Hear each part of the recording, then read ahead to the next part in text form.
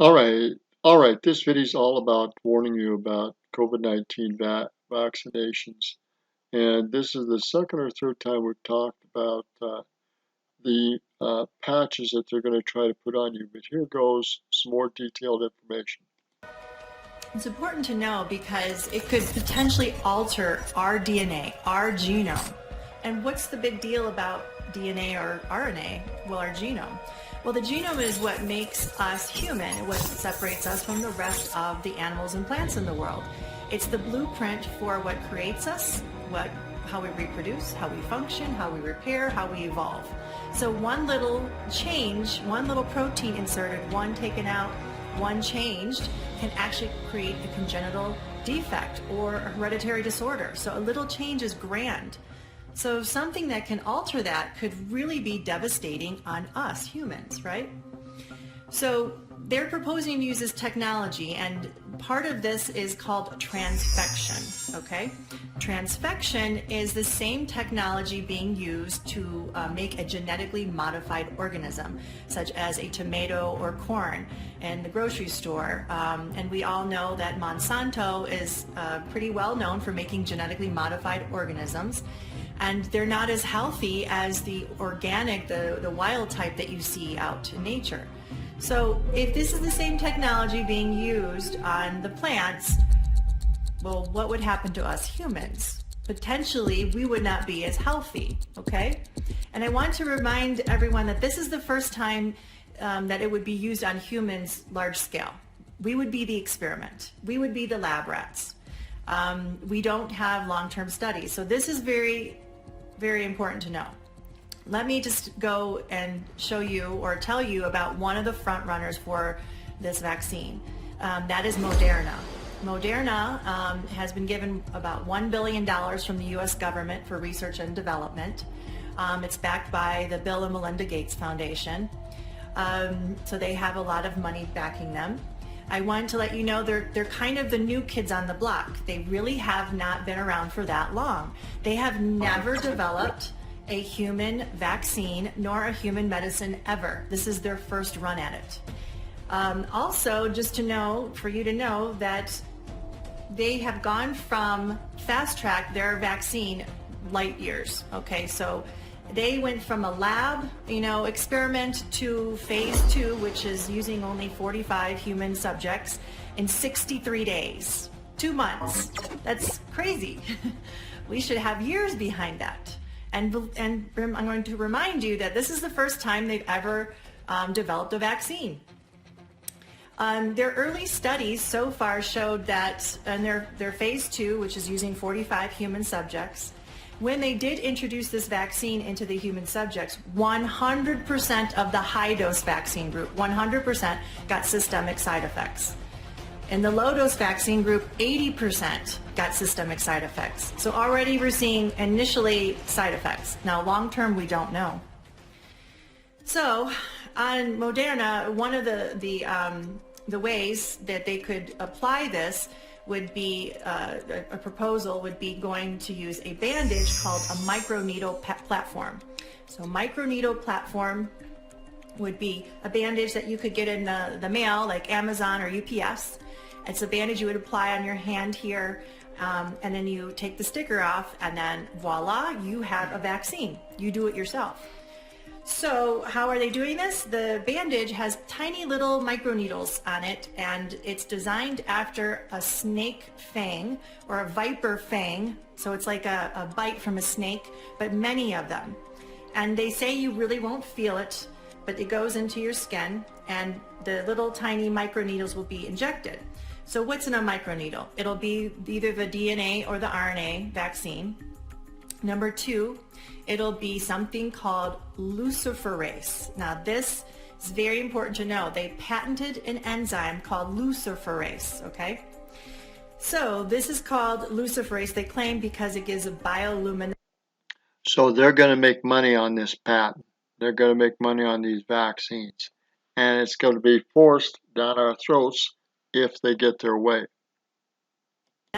A light, okay? And it's not something you can see or feel, But if you have a special device like a smartphone app with a special application, you can scan over it and it will light up. It'll show a pattern, a digital code, a barcode, a tattoo.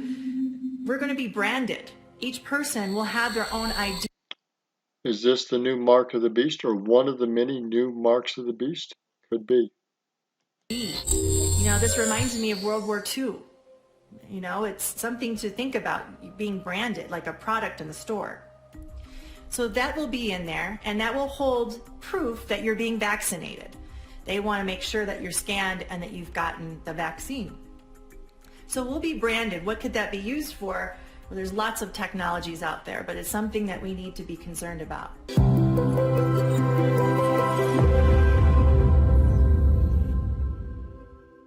So there's two things. We have a brand new experimental DNA or RNA vaccine that could potentially alter our genome. And number two, we're going to be tattooed or branded with an ID. And then number three, this is all in a hydrogel. So hydrogel is a technology that was invented by DARPA, Department of Advanced Research Project Agency. Now this is a small part of the Pentagon or the Department of Defense. They make the sci-fi inventions that you might hear about. So this is one of their inventions.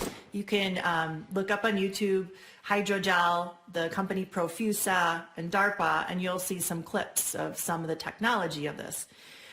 So this is a special technology because it goes under the skin. The body doesn't reject it, and it has nanotechnology, which are microscopic robotic organisms. So these microscopic organisms that are robotic will be in your body, okay? They can assemble, disassemble, and reassemble, and to do innumerable things into the body.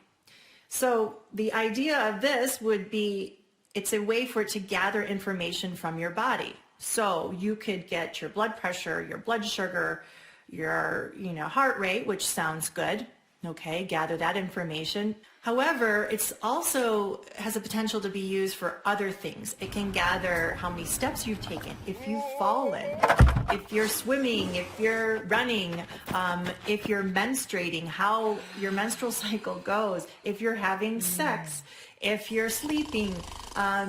It actually has a potential to know your emotions, okay? All of this data, 24 hours a day, 7 days a week, 365 days a year is being accumulated. And where's it going? Well, they claim it goes to a smart app like your phone, the iCloud, or any smart device. But who's getting this information? Who is using it? What are they using it for? That has not been answered. So the other important thing to know is they're gathering all this information about us. And we're putting that out. So we're being connected to artificial intelligence. You have to know this is not just a vaccine. We're being connected to artificial intelligence. So just like a phone, you have your smartphone, you can send a text, you can send an email, but then the phone or someone else can send something back to you, to your phone. That means something can send something back to our bodies, messages or information. Well, what could happen from that? I could imagine that you could be affected with your mood or your behavior, your memory. That could really cause a lot of problems, a lot of confusion. And who's in charge of this? The Department of Defense, Bill and Melinda Gates? Who's doing this? We don't have answers yet, but this is something real to know. This is being proposed.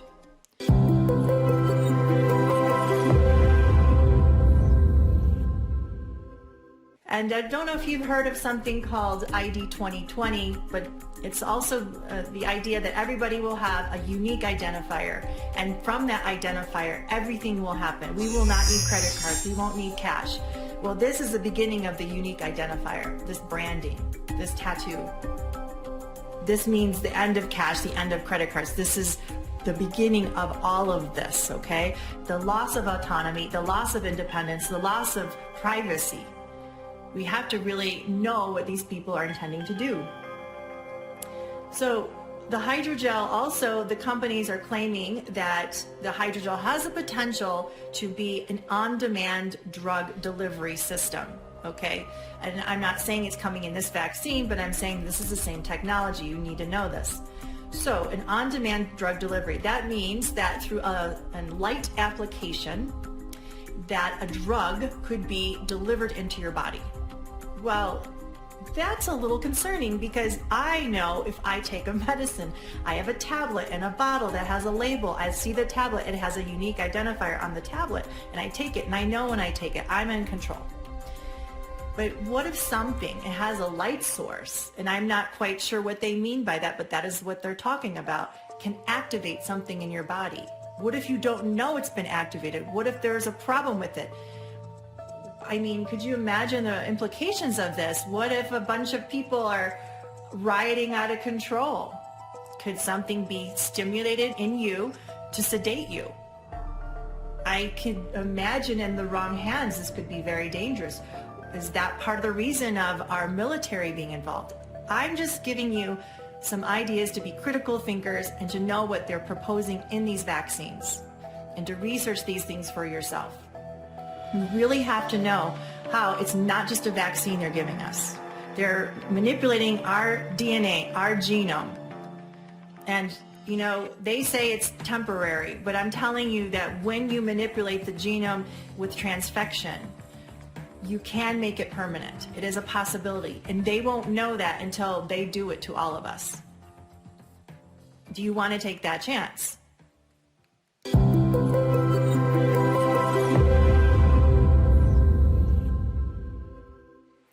One other element that is extremely concerning about this vaccine is that it is being pushed by the #1 vaccine dealer in the world, who is Bill Gates.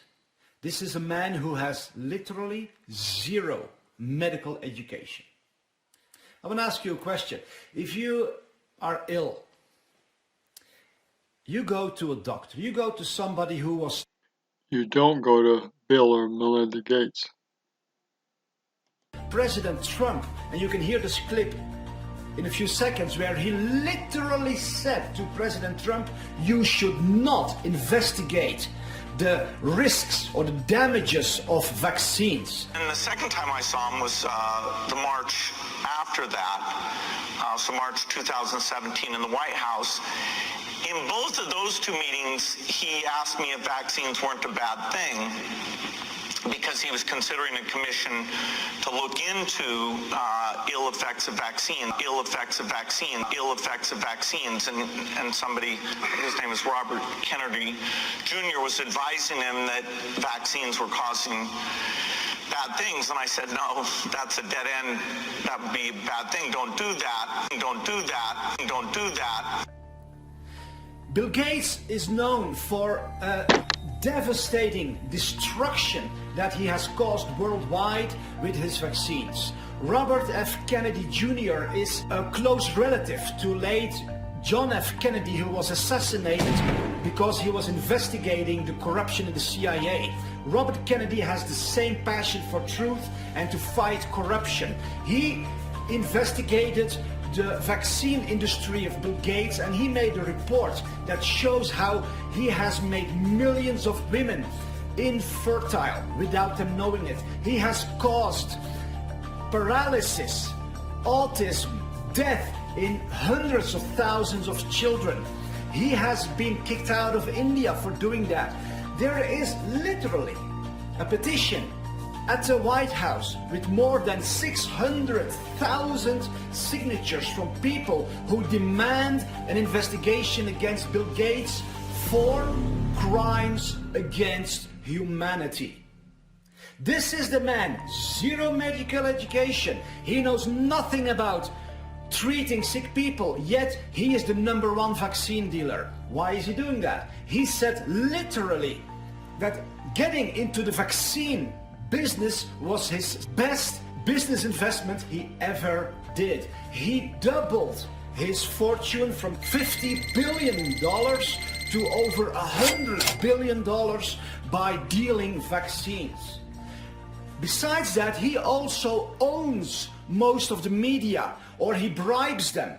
There is this well-known German journalist Udo Ulfkotte. He was an editor for one of the largest newspapers in all of Europe. He came out a couple of years ago with a shocking confession. He said, for 25 years I've been a journalist. In all those years I was taught to lie, betray and never tell the truth to the public. And he says I was bribed by American billionaires, by the CIA, by secret societies and by the German Secret Service. Well, I've been a journalist for about 25 years, and I was educated to lie, to betray, and not to tell the truth to the public. It is not right what I have done in the past, to manipulate people, to make propaganda, and it is not right what my colleagues do and have done in the past, because they are bribed to betray the people, not only in Germany, all over Europe. We live in a banana republic and not in a democratic country where we have press freedom, where we have human rights. I was supported by the Central Intelligence Agency, by the CIA. I'm fed up with it. I don't want to do it anymore.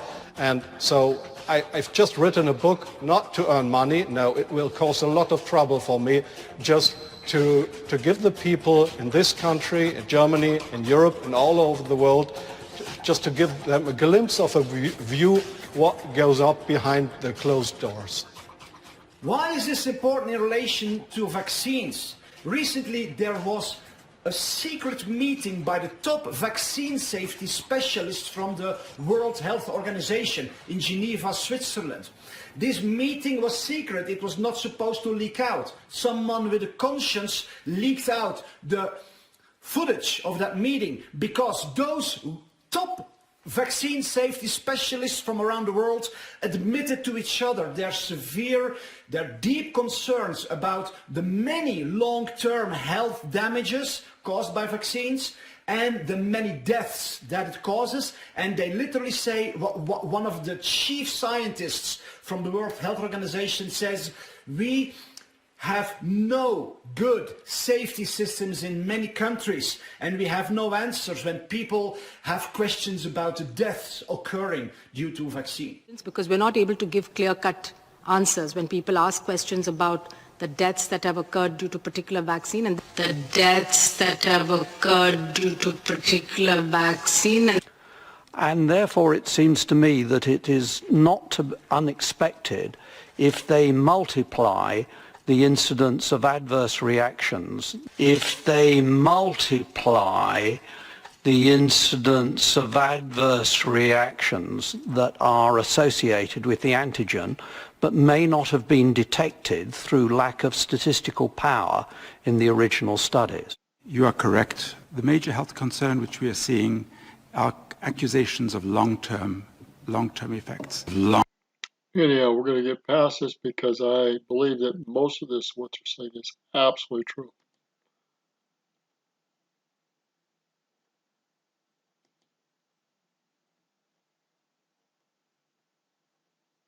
Do not cause autism. The chief scientist of that investigation, of that study, William Thompson, he came out and he said, I am guilty. We have hidden the truth from the public. You and I don't know each other very well. You have a son with autism, and I have great shame now. There's a whistleblower from the CDC who's going to come out and say that the CDC had committed fraud on the MMR study and that they knew that vaccines were actually causing autism. My oldest son, Ian, was walking and running. After the vaccine, he was no longer able to do that. So I called the clinic and I said, I think my child's had adverse reaction to those shots. And then came the head bang, the constant banging against anything that he could find. Right now, I'm sitting in a very pretty position in terms of providing you a lot of information. The relative risk of receiving an autism diagnosis was astronomical. Wow. The CDC had known all along there was this MMR autism risk. In CDC's judgment, the best public policy is to continue vaccination unchanged. You who run our health agencies in this country, you have an obligation to make sure that these studies are complete, thorough, so that we have all the facts. Oh my God, I cannot believe we did what we did. But we did. Omission of crucial data, destruction of documents, misleading the Congress, grievous harm to innocent children. Everything I've been telling my patients for the last 10 years has been based on a lie and a cover-up. Parents should be able to count on federal... Let's go on. And so the worst part of this is that we're actually using tax dollars to legally support this abuse and to keep them from being sued. I will play the clip where you can hear Bill Gates speak about the skipping of the safety testing. And the thing that'll get us back to the world that we had before coronavirus is the vaccine and getting that out to all 7 billion people. And being effective for older people whose immune system is weak is a huge challenge. If you really amp up the vaccine to do that, then you can run into safety issues. Then you can run into safety issues. Then you can run into genetically modified organisms into millions of people, which can alter their DNA, which causes tremendous destruction to their bodies. And he just says, so yeah, maybe we should have. Because we're not able to. It's pathetic. We're not rats that are supposed to be screwed up genetically and modified with GMOs. Feed more bioengineered weapons. There will be viral strains in there with long latency that are programmed to activate perhaps months later. Once the payload begins to express itself, you will start to see people dying all in the streets, across all the cities around the world. Once that begins, the media will push a second round of vaccines. That second round of vaccines will be a shorter duration kill switch that will kill people within weeks, not months, perhaps days in certain cases. If you line up to be injected, you will find yourself very likely dead before very long. And this is the whole point. Vaccines have become weaponized. They are a kill switch vector for humanity. Remember, the globalists don't want humans to be around, at least not most of us. They want to depopulate the planet by 90%.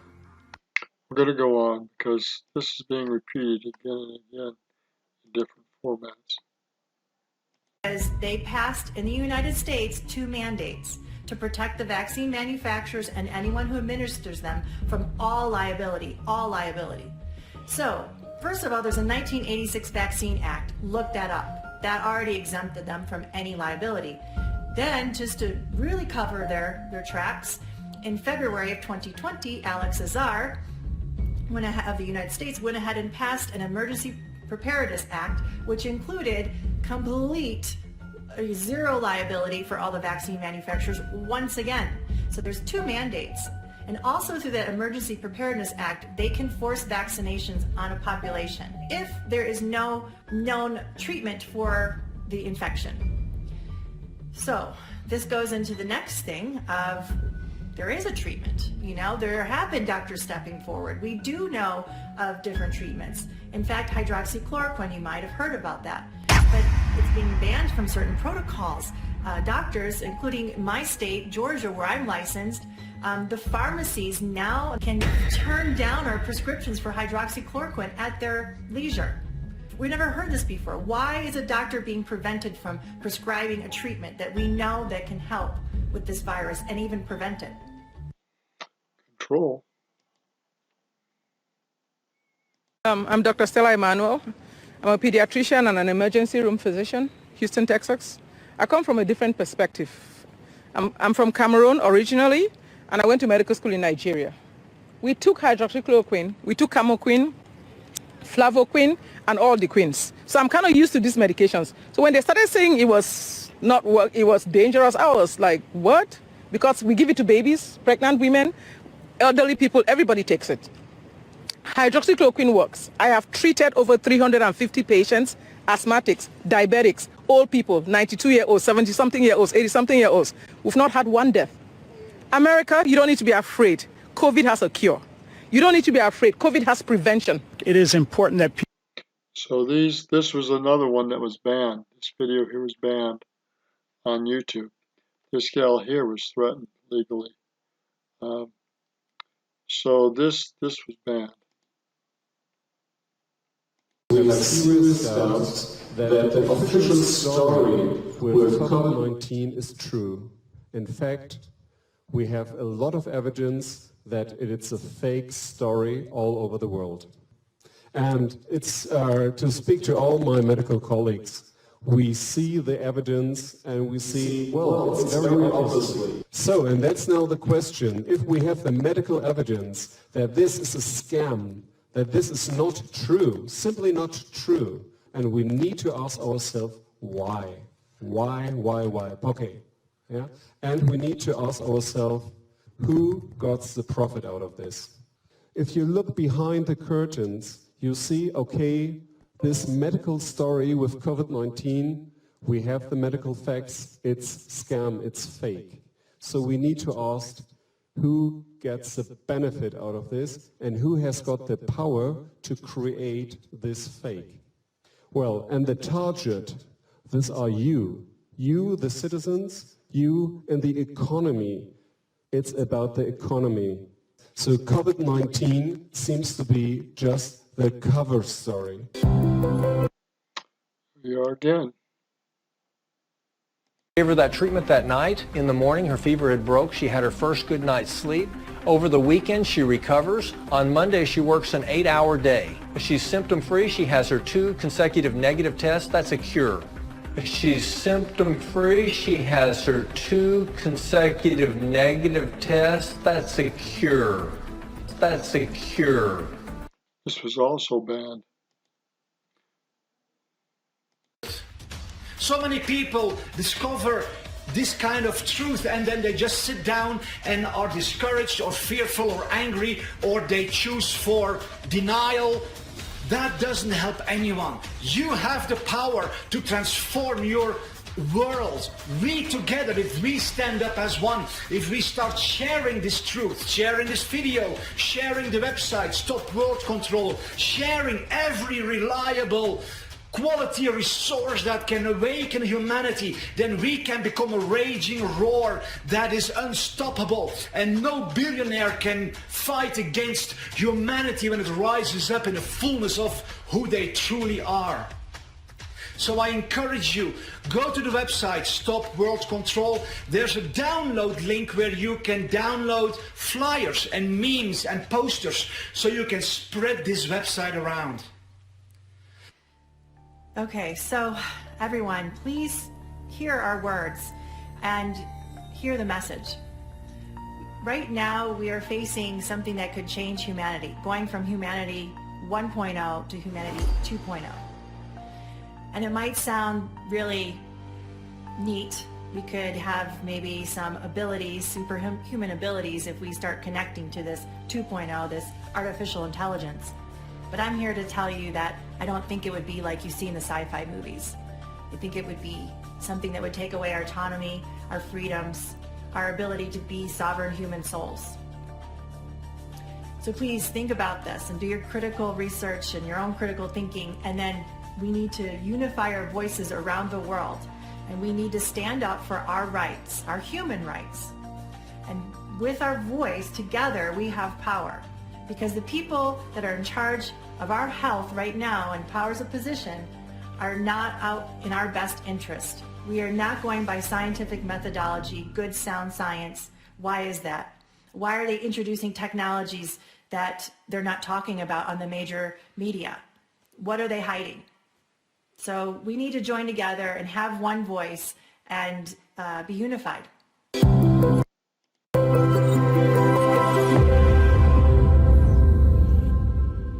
Stop World Control, Voice of Freedom.